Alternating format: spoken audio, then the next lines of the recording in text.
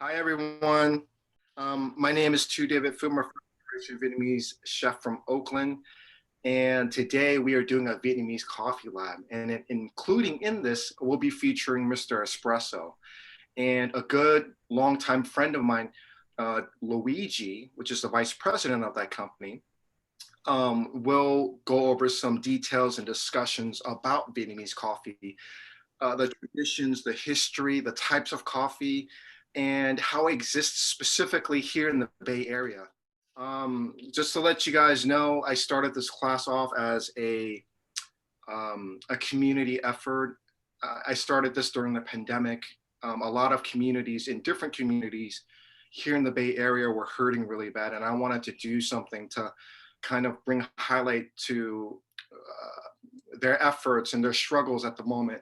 So I started doing virtual cooking classes. 50% of your cooking class purchase will go directly to a nonprofit organization. Specifically, this class will be the 50% proceeds will be going to Oakland Asian Cultural Center in one of the community centers in Oakland, Chinatown. That's extremely dear to my heart. I went there as a youth. It was a safe space for me in my youth. And I'm very, very grateful that we're able to come together, not just as a class, as a community, to give efforts to other community organizations like that.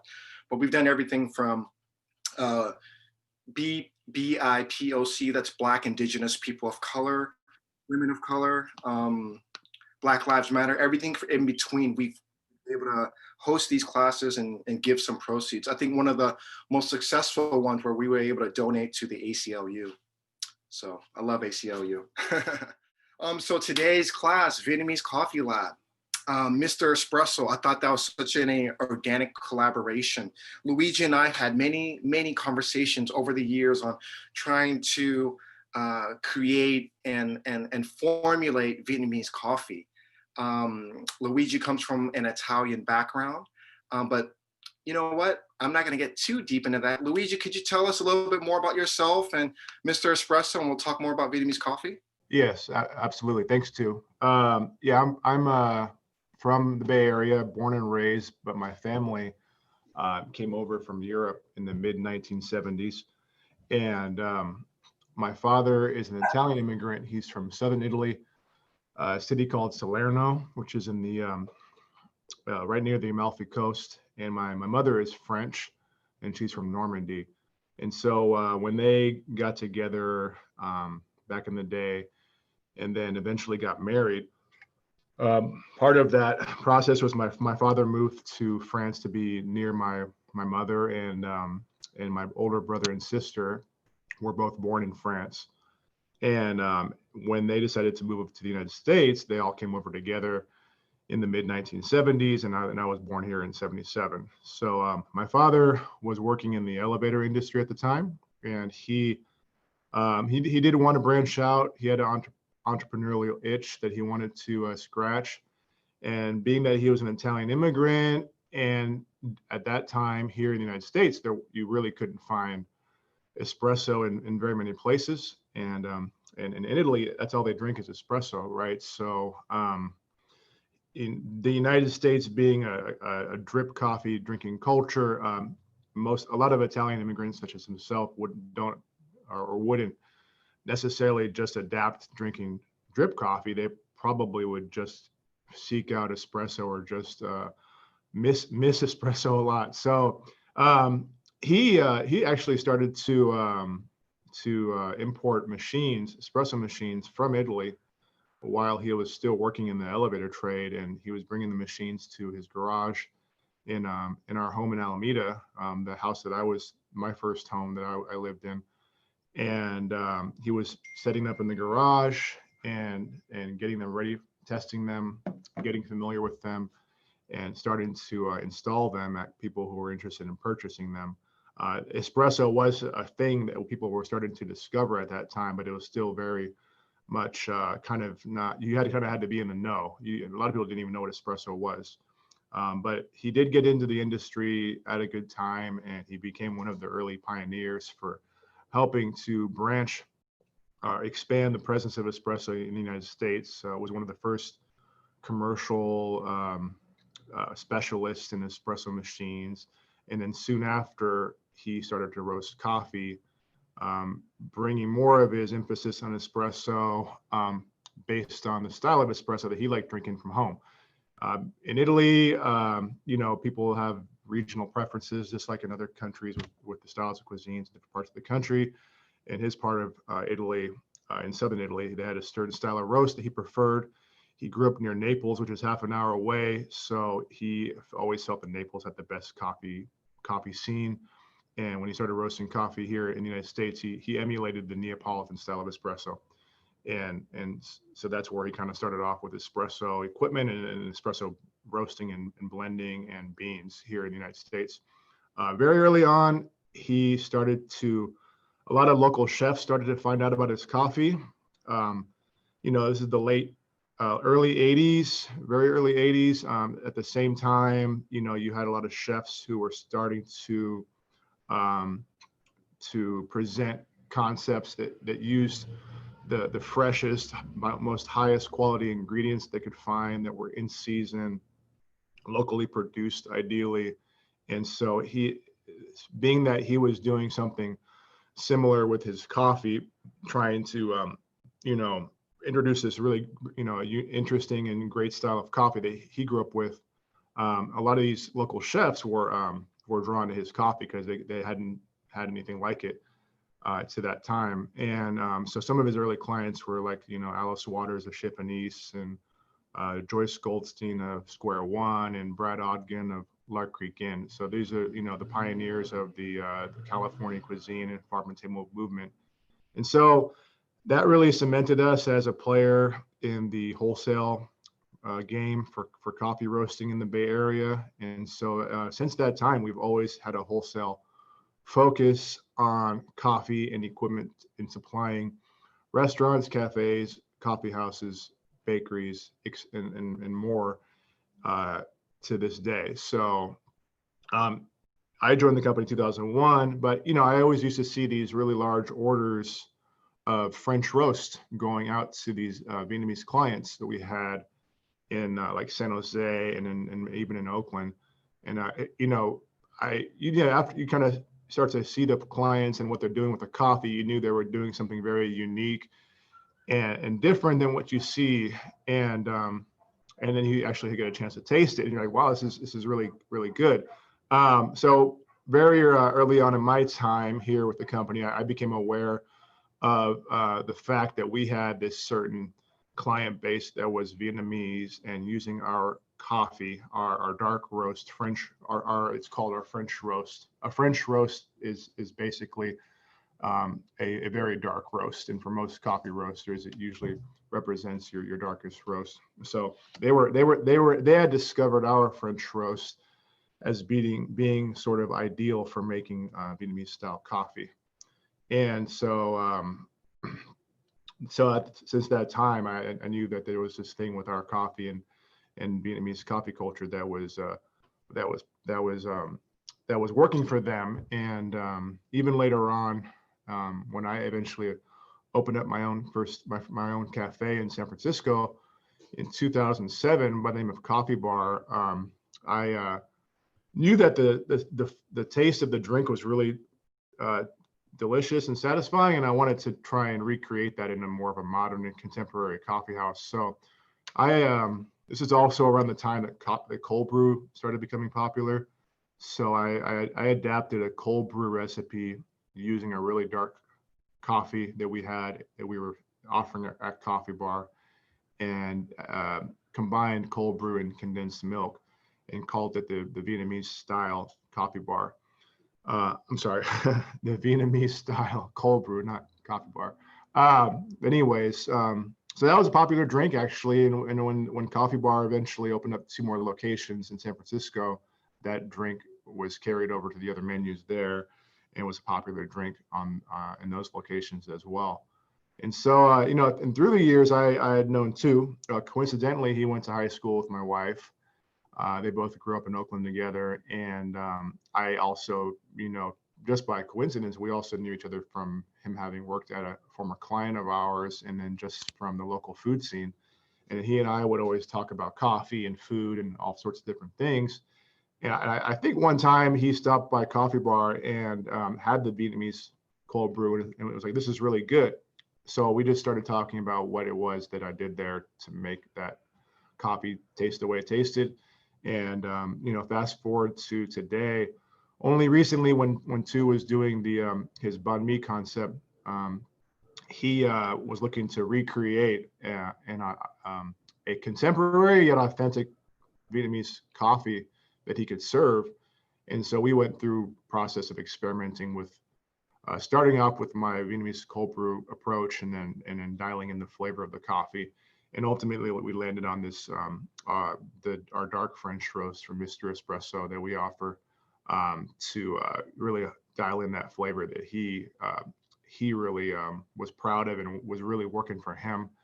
And it is pretty delicious. The dark roast of that coffee, super smoky, but it's not bitter.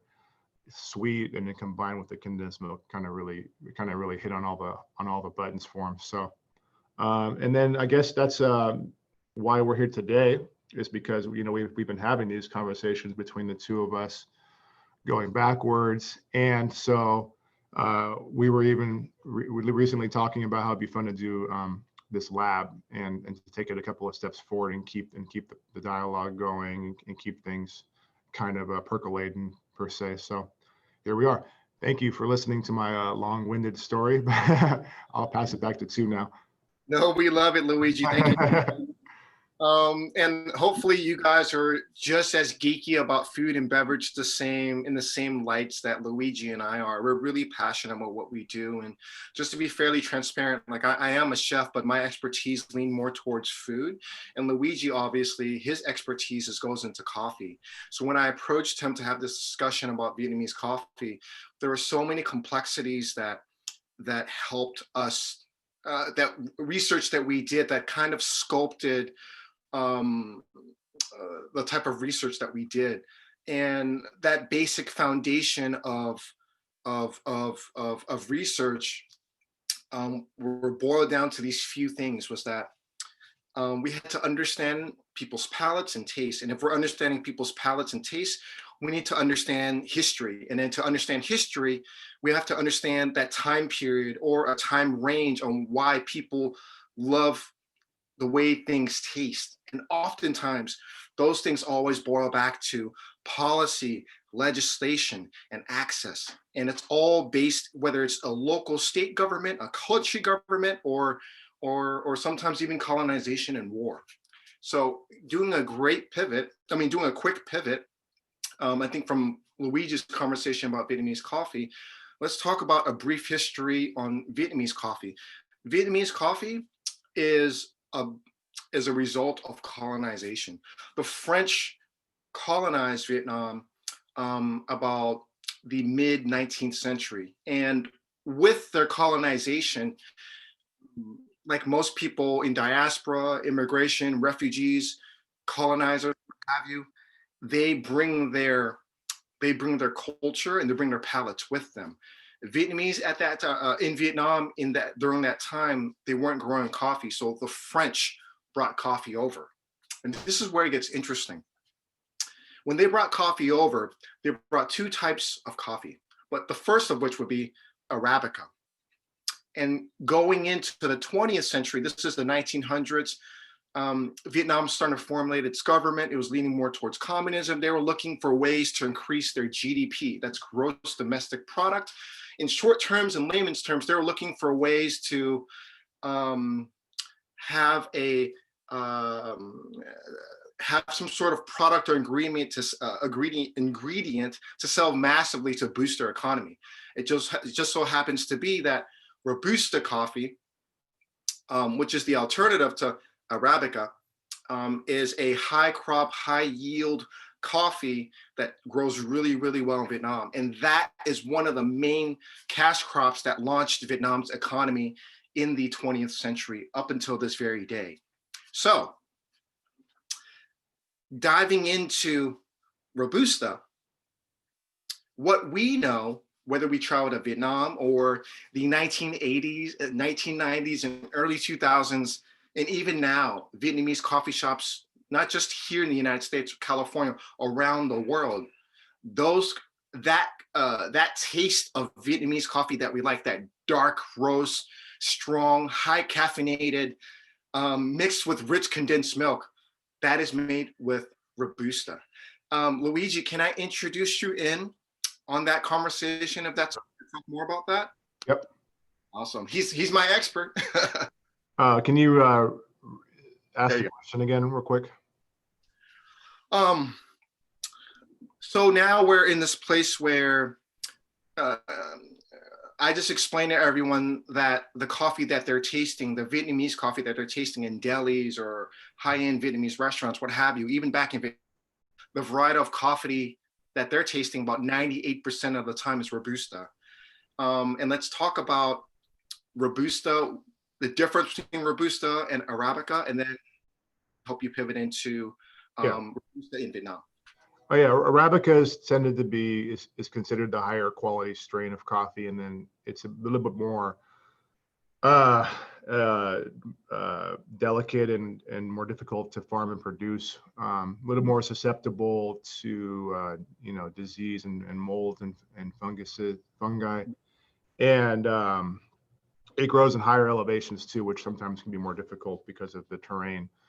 Robusta was discovered at some point in time, not that long ago, because and the advantages of Robusta were that it was more disease resistant and it could grow in lower elevations and more like monoculture.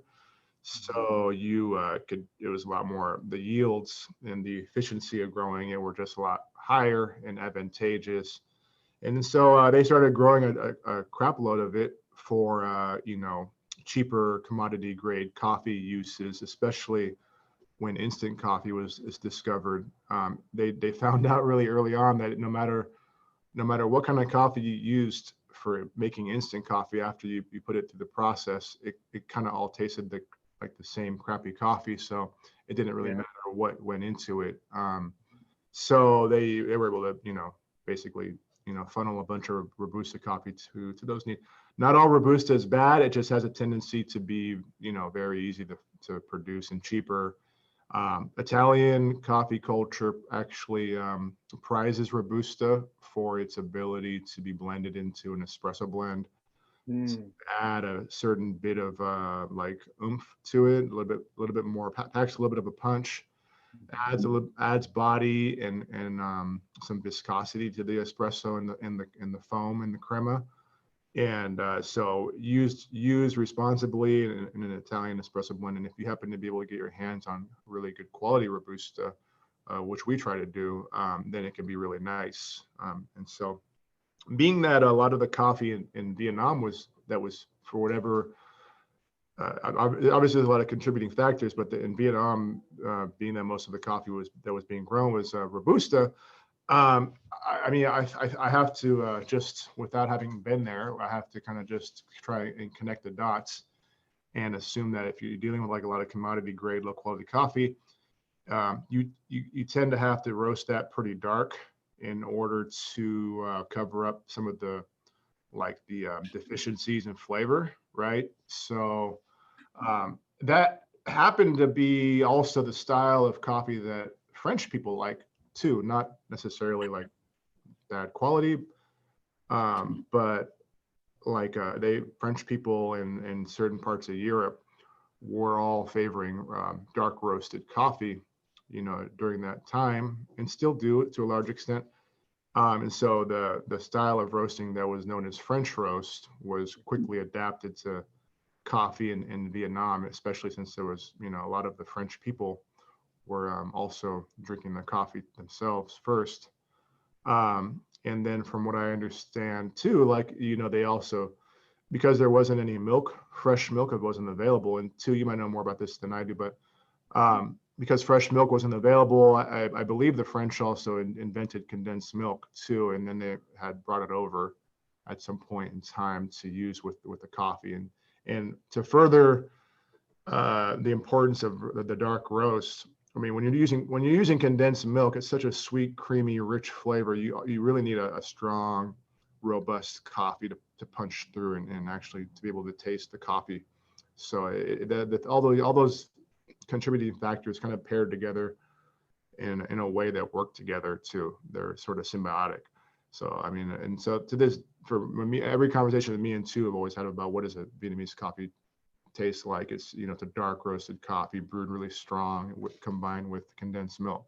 I'll go back to you now, Tu. Awesome. Yeah, thank you for that, Luigi. And just to kind of echo what Luigi said, condensed milk is a milk preservative. So obviously milk goes bad. And this is during a time where freezers didn't exist yet. And one more thing, sorry to interrupt you. I believe that the French were trying to emulate their cafe au lait too. So that's why the condensed milk was brought in to try and recreate like the flavor of cafe au lait, which is coffee and milk. That's exactly right, Luigi. That's exactly right. That's my man right there. But yeah, they were trying to recreate cafe au lait, and then the best way to transport milk is to make it non-perishable. And by not making it non-perishable, you add sugar to milk and you cook it down to have all the water evaporate. That's how you get condensed milk. So condensed milk, traditional Vietnamese cafe sữa that's made with a coffee fin filter that has just the Vietnamese espresso and the condensed milk. That is an attempt to emulate cafe au lait. And in addition to that, we also are going to do a spiked egg Vietnamese coffee. It's a Vietnamese egg coffee. That was an attempt to do a latte without having fresh milk. It's impossible to do a latte to get that sort of foam and creaminess with condensed milk. So there was a person in a hotel in about the mid 1850s where they were challenged by a customer to make a latte. And they did so by whisking egg yolks until it foams and mixing it with condensed milk and then pouring it into the coffee, which would give the sort of reminiscent feeling of a latte when you don't have cream or milk. And it actually comes out pretty delicious. It's more like, it's a little bit more dense than a latte, but it comes out more like holiday eggnog, if you will. And it's great with cognac, FYI, and or brandy. Just a quick note, cognac's a little bit more expensive. Brandy's a little bit more accessible. But I'll go into more details about that. It's about 1:30 now. I think we kind of wrapped up, we covered some good history about Vietnamese coffee. And just to reiterate what Luigi said, I have a few more minutes. We're not saying that Robusta is bad.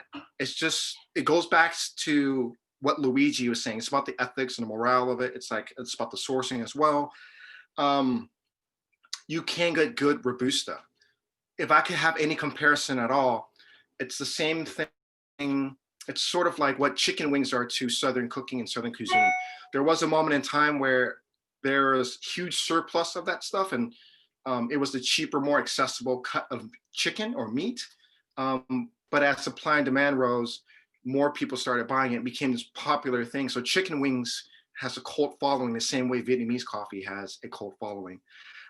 Just addition to Robusta, Robusta also is the coffee that's been contributed to having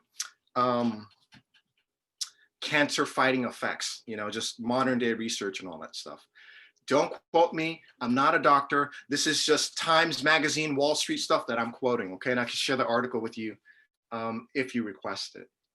And then this kind of boils down to how Luigi and I met, the fact that he's a second generation coffee roaster.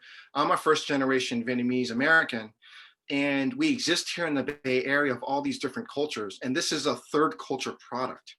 Vietnamese coffee that you see back in Vietnam and the Vietnamese coffee that you have here is completely different. I've been to Vietnam quite a few times, and the coffee that I find in Vietnam is incredibly strong, incredibly dark roasted. And it was through my research and my friendship with Luigi that I found that I really like the Vietnamese coffee that he's created, the Vietnamese coffee that I've created. Just to reiterate, the stuff that he has and the stuff that I have, we're not trying to be traditional. at the end of the day, or authentic, there's that word.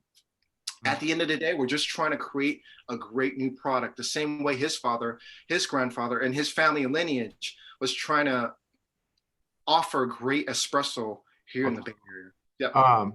So yeah, that's a good point to raise. The coffee we're using, well, there are not, again, to reiterate what Tu just said, there's no need to bash Robusta. There's good things about it, good quality Robusta too.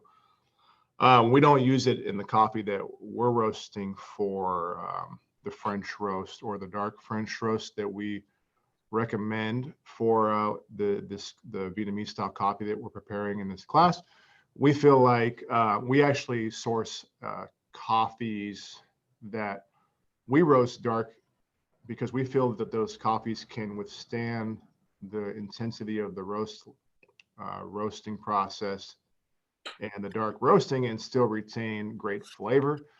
And so we're actually really we're buying good quality Arabica coffees to roast to that French roast level, knowing that it's going to have a more delicious dark roast flavor. You're getting all that smokiness, all that intensity, except for you're not getting that kind of like bitter, kind of ashy, weird aftertaste you sometimes get from a lower quality coffees. For example, like a Robusta that's roasted that dark. Robustas, when they're roasted, even when they're roasted dark, can have like a rubbery or kind of weird aftertaste to them. So we're doing a more of what we call a specialty coffee approach.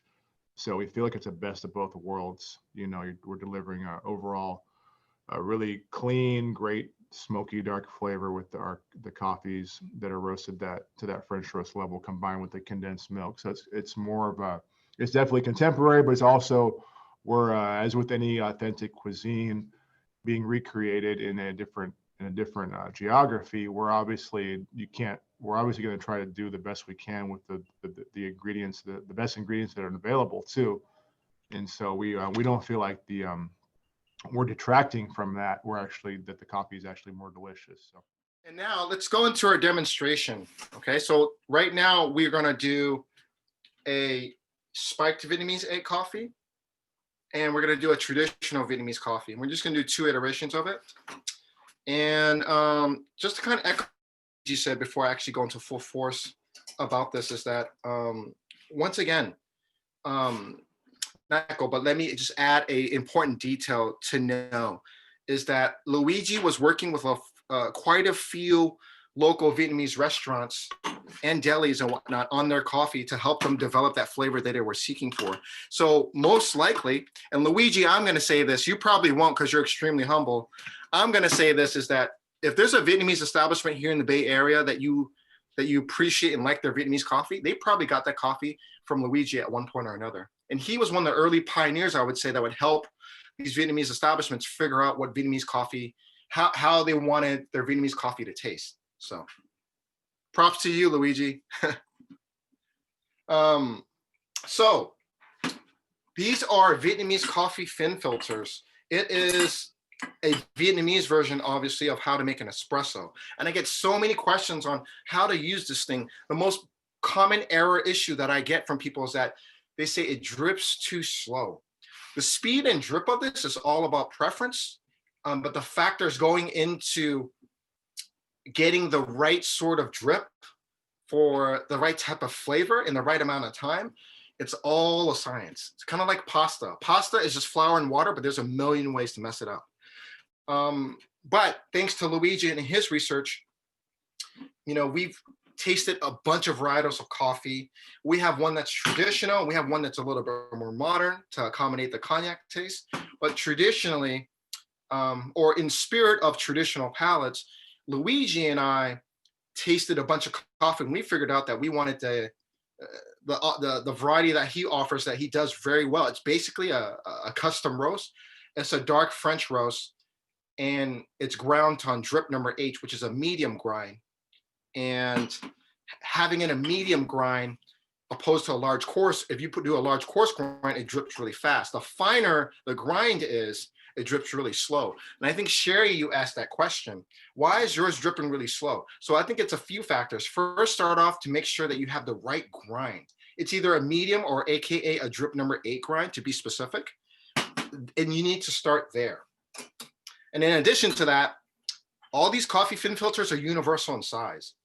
And the measurement for these coffees is about 2 tablespoons. And if you pour 2 tablespoons, the coffee, there's a little lip down here. You see that? Let me go closer. There's a little lip down there. If you put 2 tablespoons of coffee, it should meet right about that lip. Mine is just a little bit above because I just need to pat it down. And this is the tool that comes with the coffee fin filter that you use to pat it down. Some have screws, others don't, but I try not to secure it too tight. You want it to just be on there just enough.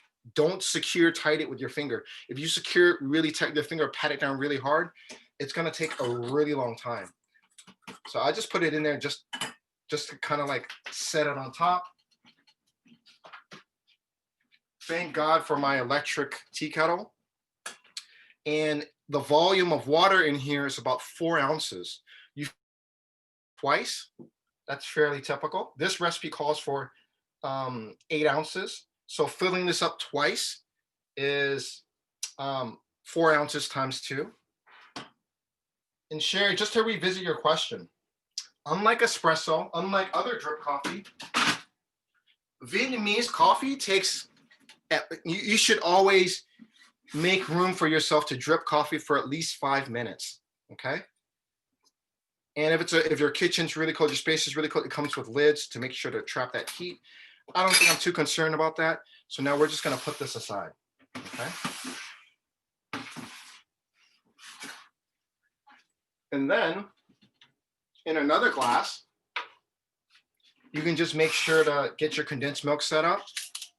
I like to keep my condensed milk in a jar. You see that? Organic condensed milk is important. For those of you who are plant-based, whether you're vegetarian or vegan, excuse me, specifically vegan, they do also offer coconut condensed milk, and it's pretty delicious. However, this is something Luigi and I experimented with as also. It doesn't taste the same. It doesn't taste like traditional Vietnamese coffee, but it's still delicious. And we found that using coconut condensed milk to get the taste of Vietnamese coffee that you want, we had to use quite a bit more, specifically double, okay? So I'm just gonna do 2 tablespoons to set up my Vietnamese coffee here.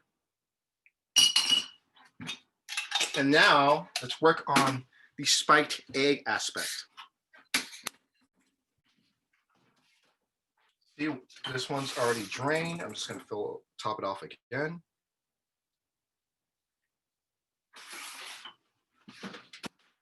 This is the cool part about Vietnamese egg coffee, is that once again, I'm just gonna use, I have these 2 eggs. They've been sitting in about 200 degrees water for about, which is close to boiling. Water boils at 212.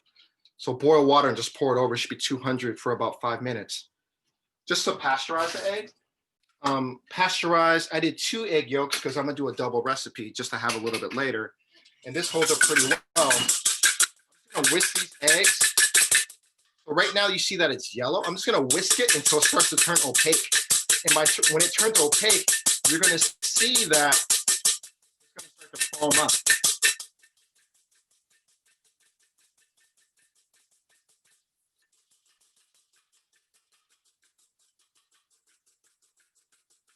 And you know, like if you have really buff forearms, you can do a whisk, or you can use an electric stand mixer. I'm trying to be a superhero today.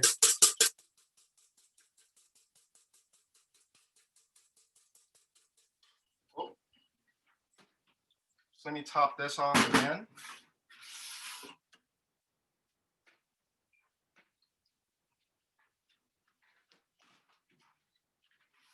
As you can see, while I'm whisking it, it's starting to foam up. You see the little bubbles in there?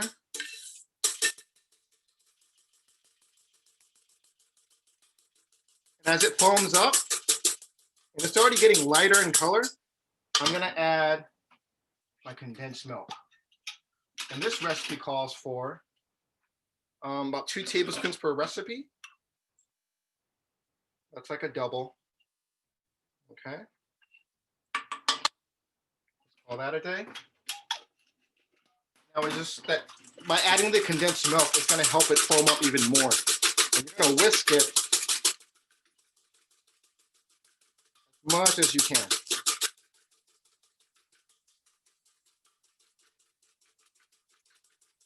I don't know about you, but my forearms are burning.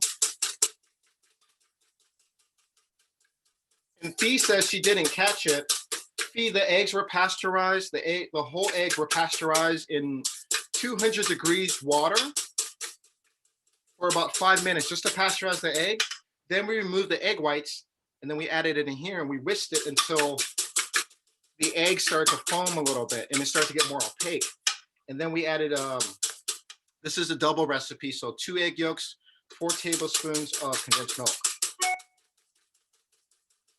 And as you can see, it's starting to be kind of like a ribbony pudding, sort of like a similar texture. Right.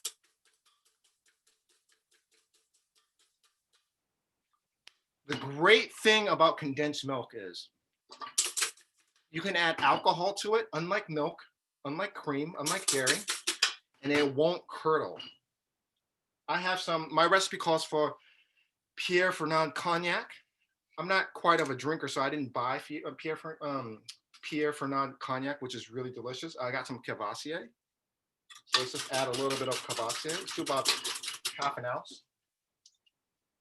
Okay, and then we whisk that in. And this is going to be very like eggnog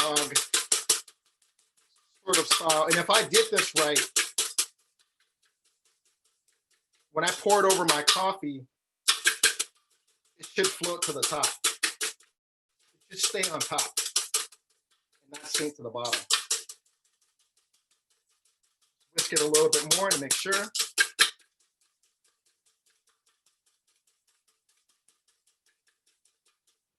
And do you see that? It didn't curdle. It's still foamy, which is exactly what we're looking for.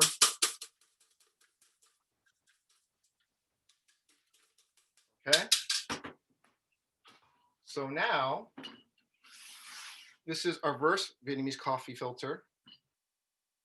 There's still some steam coming out of that. That looks great. And then Vietnamese coffee is traditionally served with the condensed milk at the bottom, right? And then you serve it with a glass, with a spoon. That's it. See how pretty that is? Let me do a front view shot for you guys. See that? Isn't that pretty? If you want to be mindful for your guests, you can absolutely stir it up for them and just have it ready. Some establishments do that. You're not breaking any rules. It should be like this beautiful amber color. Ooh, it smells so good. Okay. So let's do our Vietnamese egg coffee. I'm just gonna make sure it's like nice and velvety. And it should float right at the top. See, it's kind of like very latte-like.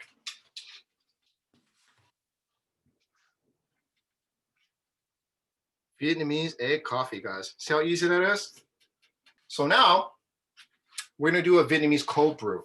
Obviously, just a FYI, cold brew takes about at least an overnight sort of process to kind of make cold brew. And what is cold brew exactly?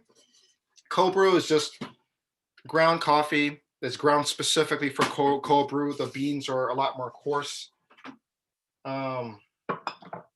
Beans are a lot more coarse.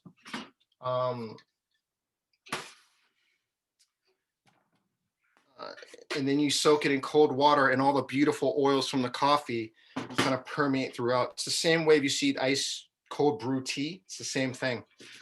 And I think in your recipes, I shared a super cool device. It was a 2-quart mason jar where you could fill up with coffee.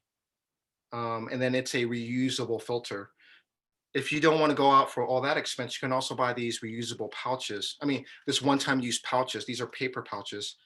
and they keep all the coffee grounds from permeating all through your liquid. So when it's ready to go, you just pull it out.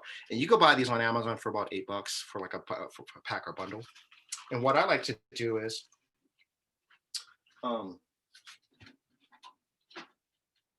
so this is a 1 quart recipe. And the recipe that I gave you guys is 8.8 ounces. This is 4.4 ounces in weight specifically. I filled it up in here. And what I'm gonna do is just keep the bag open and get 1 quart of cold water. Super easy. Pour it in a little bit, let it drain. Let all the grounds of the coffee get wet, right?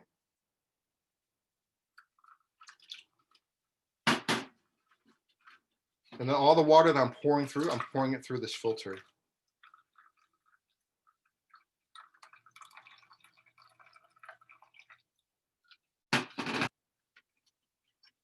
And then I have this sanitized paper clip.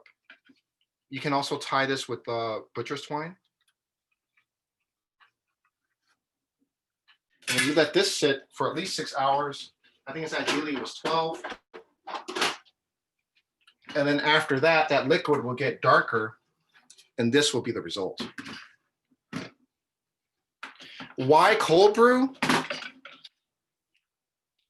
One of the reasons why Luigi explained to me he made Vietnamese cold brew, and this is back in like the early 2010s, right, Luigi? Right. Yeah. 2008-ish. At 2008-ish, and I feel like for me, that's probably Luigi was one of the first people that I've seen that I encountered and tasted that did Vietnamese cold brew. You know, it took something that he saw in his community, added to it with the collaboration with his amazing Khmer Southeast Asian wife, and made Vietnamese coffee. We knowing that traditionally Vietnamese coffee is made by the individual cup usually. Wanted to figure out a way to do it in batches and faster, so that way we could just serve it pretty quick in a cafe environment when someone's walking up to you and paying at the register and wanting to get their drink pretty quick. We were trying to speed the process up. So cold brew seemed like a good way of doing that, making it larger batches, mixing it up all in advance, and then serving it. So yeah, that's why we did that way.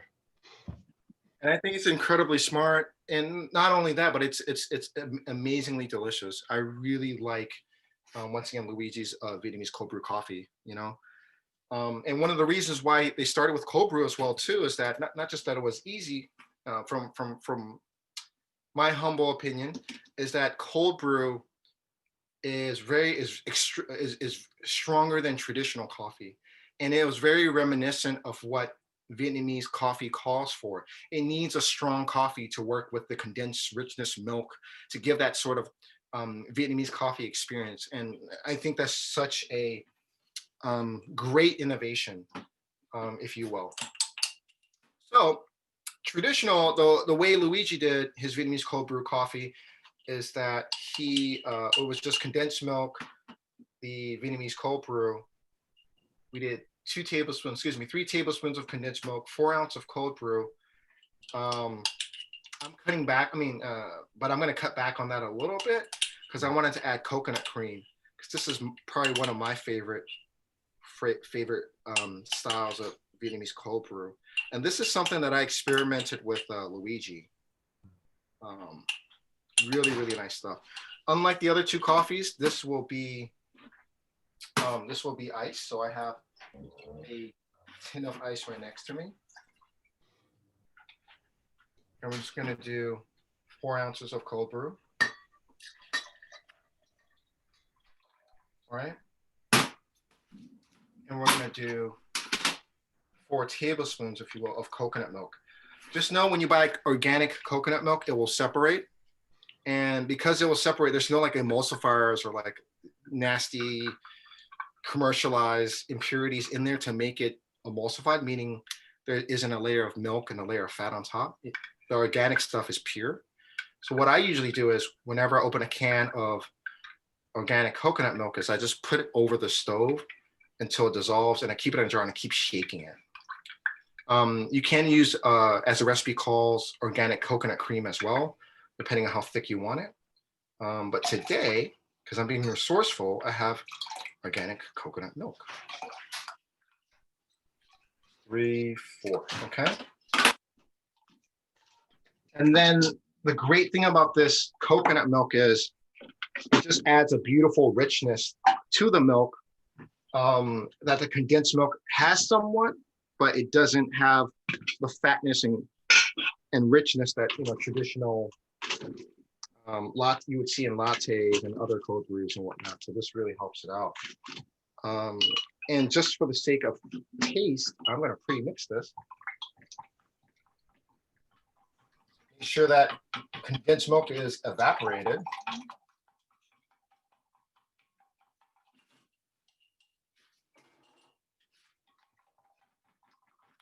Mix it really well.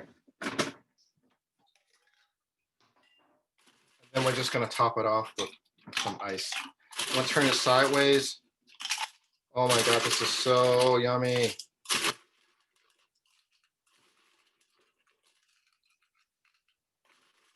What I like to do is I always like to top it off more than it needs to.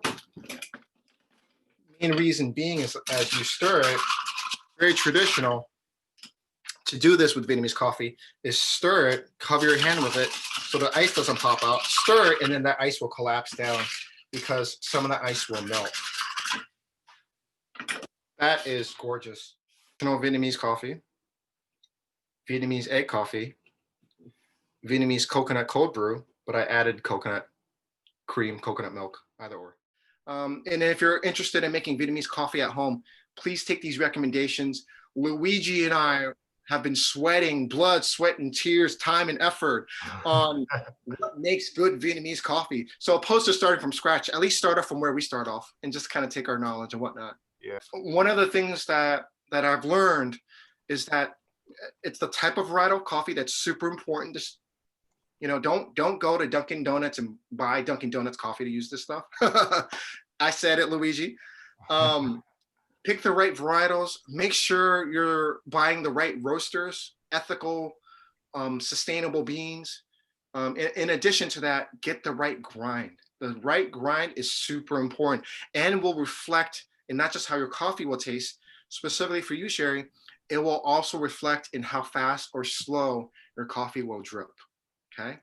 It's not as simple as just buying or repurposing your drip coffee, your drip coffee beans or your pre-ground beans and putting it in your fin filter. It doesn't work that way, unfortunately. So I hope you guys enjoy. Thank you so much. Thank you, everyone. Thank you. You guys have pictures, questions, DM us. I'm at Chef Judy, all social media handles, and then Luigi's at Oakwood Roasted. So thank you, everyone. Thank you.